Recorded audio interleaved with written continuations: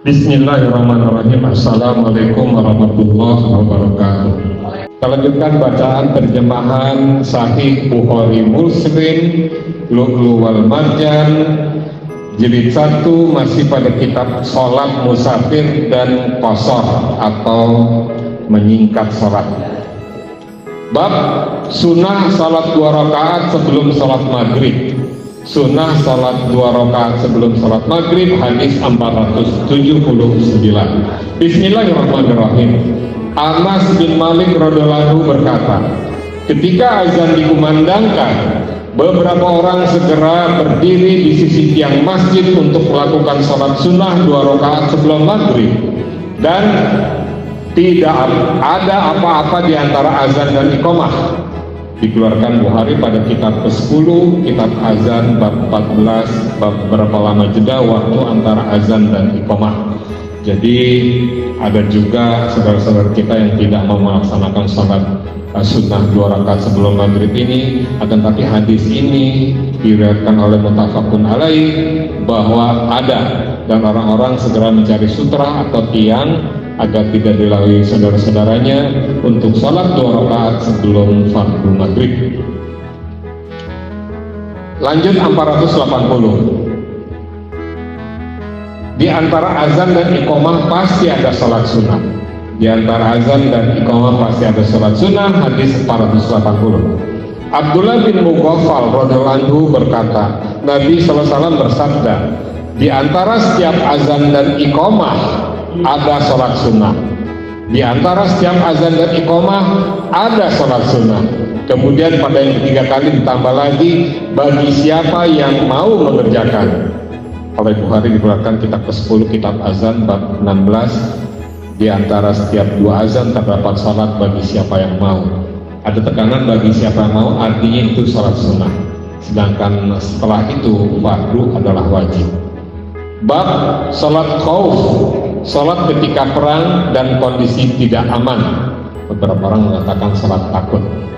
Sholat khauf atau sholat ketika perang atau kondisi tidak aman, hadis 481. Ibnu Umar radhiyallahu anhu berkata, Rasulullah SAW sholat dengan 1 dari 2 barisan. Rasulullah SAW sholat dengan 1 dari 2 barisan, sedangkan barisan yang lain menghadapi musuh. Kemudian barisan yang ikut sholat pergi menggantikan posisi kawan-kawannya yang menghadapi musuh. Kemudian datang barisan yang menghadapi musuh dan Nabi sholat bersama mereka 1 rakaat, kemudian salam bersama mereka semuanya. Kemudian barisan itu berdiri untuk menggenapi 2 rakaat, begitu pula barisan yang pertama menambah 1 rakaat. Oleh Bukhari dikeluarkan kitab ke-64, kitab peperangan bab 31, perang Zaturika. Jadi dalam keadaan takut pun ada jenis sholat, dan takut itu bagian dari kehidupan kita kaum muslimin. Jadi jangan takut karena takut. Hadis 482.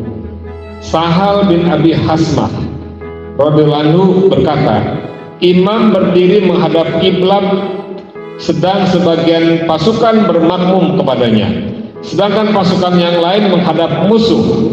Maka imam salat 1 rakaat bersama pasukan yang bersamanya, kemudian makmum berdiri sendiri menyelesaikan salat kedua di tempatnya, lalu pergi ke tempat mereka yang masih menghadapi musuh. Dan pergilah pasukan yang tadi menghadapi musuh untuk bermakmum kepada imam. Lalu jika imam tahiyat, maka makmumnya melanjutkan rakaat kedua untuk menggenapi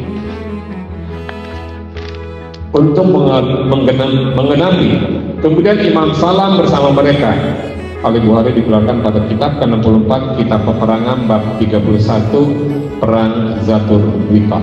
Ya, pertama dengan saf pertama salat 1 rakaat selesai, kemudian yang di depan atau yang di samping yang menghadapi musuh ikut baris belakangnya salat lagi, kemudian diselesaikan, yang tadi balik untuk menyelesaikan bersama-sama imam.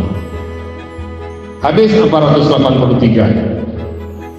Saleh bin Khawat mendapat keterangan dari sahabat yang ikut bersama Nabi SAW dalam perang Zaturiko ketika salat khauf, bahwa sebagian berbaris selam bersama imam.